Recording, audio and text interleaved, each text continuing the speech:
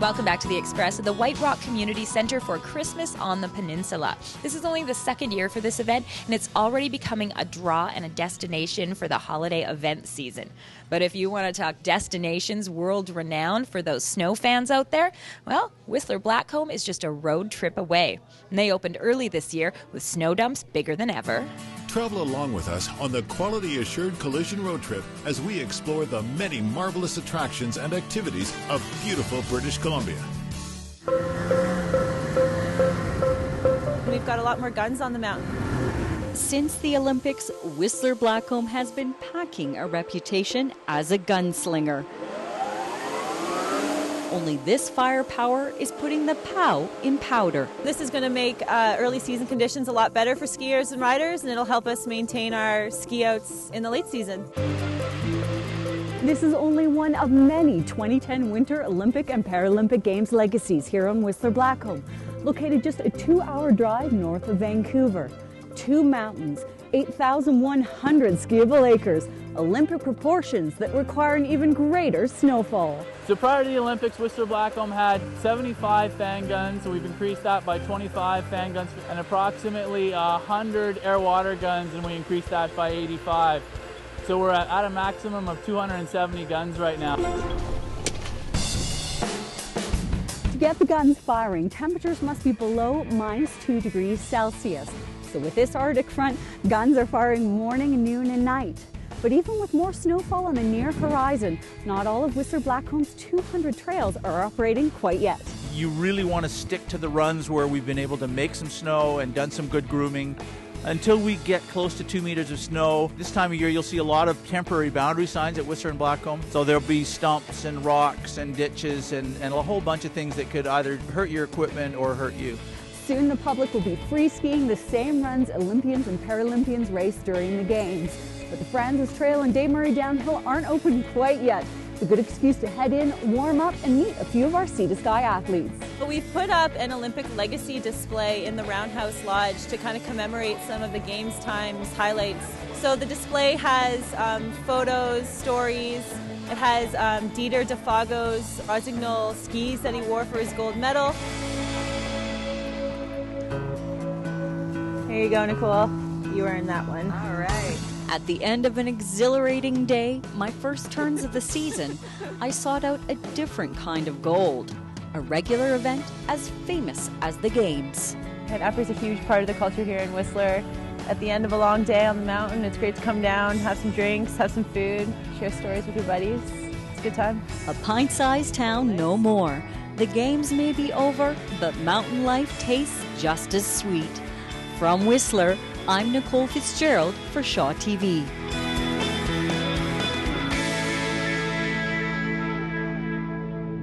Entertaining and informative, the Quality Assured Collision Road Trip. Weekends on Shaw TV. Always something new and exciting. Exciting news, a new Olympic-sized 22-foot super pipe is being built on Blackcomb. Hey, the West Coast is all about being healthy, right? We like to exercise, we eat right. Though it seems when you're a bride, you look for a little extra oomph to get ready for the big day and the big dress. Or in the case of the wedding bells, a little extra kick. Hi, I'm Aubrey. And I'm Sarah. And we are the Wedding Bells. I just got engaged. And I did not. We're on an adventure to plan the big day. In some cultures, a fat bride is revered, symbolizing prosperity and wealth. Gaining 30 to 40 pounds for the big day is considered a good thing. Unfortunately for me, that's not the case in North America. So we met with nutritionist Crystal Dow to get me on the right track. I emphasize vegetables over the fruits just because of the calories, a little bit less sugar. Number 2, you have to include some whole grains because you really need that fiber to help fill you up. And thirdly, you have to have some good quality lean protein. Without the protein, you're going to be craving those sweets and craving the sugars. Okay, contest time. Shop for our usuals. Breakfast, lunch, and dinner. And of course, a snack. I'm starting off with breakfast. I usually have frozen berries. I put some yogurt. This is my favorite breakfast. I suspect I should lay off the full fat and delicious bacon and get turkey bacon. Who has the better breakfast? Oh, I'd have to hand it over to Aubrey. Sorry, Sarah. Breakfast, 1-0. I love cheese. It's my cheese dance. Okay, this is too much cheese. Cheddar. Okay, wow.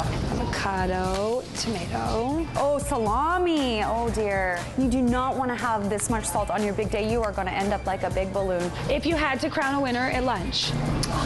I'm so sorry. I also love salt and vinegar chips.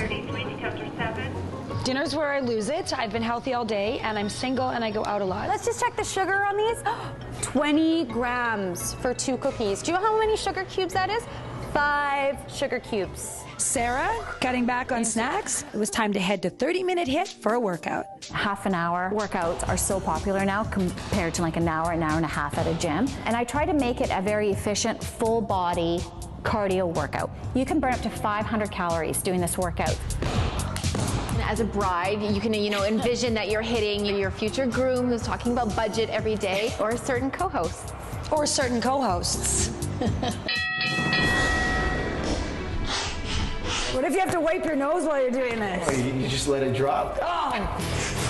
So kick harder. Want to be able to fit in that dress, right? There you go. Back and forth. Do I do? This is Bob, body opponent bag. Imagine your ex-boyfriend. Which one? So this is when you can put people's faces here. Didn't work out. There you go. There you go. Get that aggression up. Nice. So pick up the pace. There you go. Kick harder. Kick harder. Nice. I think I'm gonna marry Bob. I'm done. And the best part of this workout is women get results very quickly. When they start, within 3 weeks, they're seeing changes in their bodies. No back fat for your wedding dress. we may have a little ways to go, but the girls have us heading in the right direction for our imminent walk down the aisle. For Shaw TV, we're the wedding bells. Hey, if you push it, they say you can burn around 500 calories at 30-minute HIIT, and they have 11 locations around the Lower Mainland.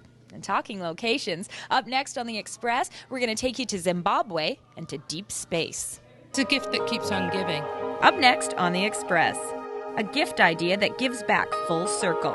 It's a really lovely gift of offering children the opportunity to grow and to learn how to love and care for one another. So what is Keplar looking for? The Keplar Space Telescope. Well, now that we have the proper mood lighting. The Express. This is your local voice.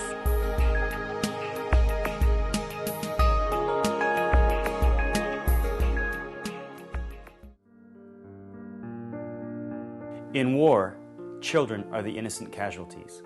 Playground Builders creates play and hope for these innocent children. We do this by empowering locals. We create badly needed jobs to build safe playgrounds. This allows children to do what children are supposed to do, build childhoods. We cannot change the past, but we can influence the future. You can help too. Go to playgroundbuilders.org. Thank you. Welcome back to The Express at the White Rock Community Center for Christmas on the Peninsula. Now, this event is all about kicking off the holiday season with carolers and crafters, including an organization, the Zimbabwe Gecko Society, that's all about improving the world community.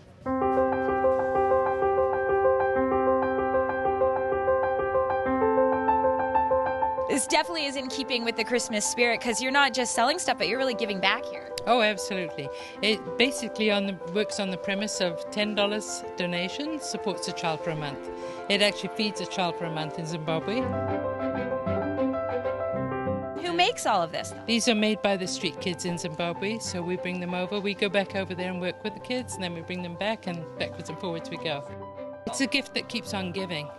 And we've had a gentleman that each year comes back and buys another one. And before Christmas lunch, he sits them down, gives each of his grandchildren one of these, and tells a story about how children don't have and how lucky they are. So it's a really lovely gift of offering children the opportunity to grow and to learn how to love and care for one another. If you go to ZimbabweGecko.com, you can find out where Susan will be selling the crafts next. And while we've been looking at helping out a world away, this next segment is looking for life in deep space. Well, hello there. We are warming ourselves over this light bulb here, but for a very good reason, because today we're going to talk about something called Keplar, which for a long time I thought was something that went on a Jewish sandwich. But it turns out it's some type of... It's a telescope. It's a telescope, the Keplar telescope. Now, the Keplar telescope is a little bit different than, say, our telescope here at the Space Fin, or the Hubble Space Telescope. So how is it different? So Kepler is up there. It's not taking pretty pictures. And it's just staring at stars. So it's kind of like an eerie, weird uncle. Yeah, it's like a stakeout. It's just staring out into space. Staring at the stars. Okay, so what is Kepler looking for? It's looking for transiting exoplanets. Exoplanets are planets beyond our solar system. Okay. So what a transiting exoplanet is that it's one planet which passes in front of a star in our line of sight. Okay, so it's another star someplace else that has a planet orbiting around it. Exactly. Similar to what we do around our sun. But the difference is that it's passing and we can see the planet blocking some of the light out. Well, now that we have the proper mood lighting, this would be a star. A star, and you've already told me that I can be the planet. I can be the planet Kamui. Is that okay? Okay, all right.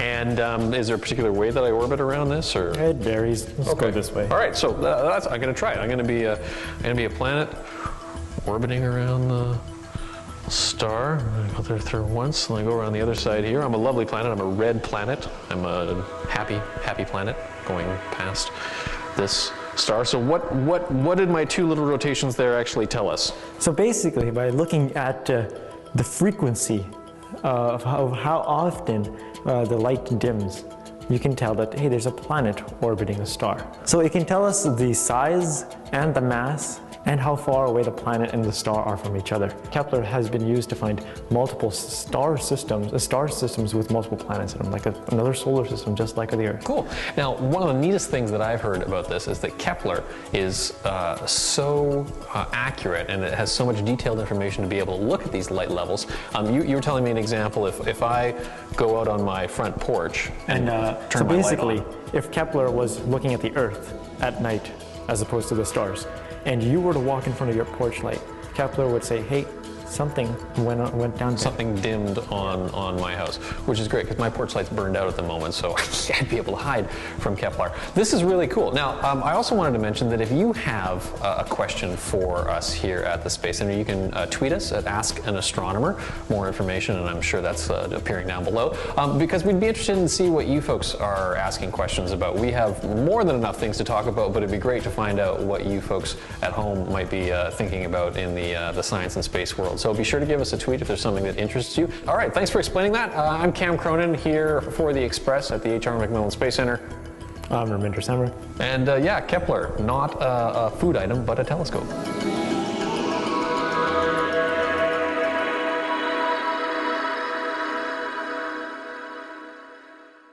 If you'd like to win a family pass to the H.R. MacMillan Space Center, be the first correct emailer now, expresscontest@shaw.ca, to tell us how sensitive the Kepler telescope is to light. And good luck to you. And speaking of light, we've got a spotlight of our own, and we're shining it on local events.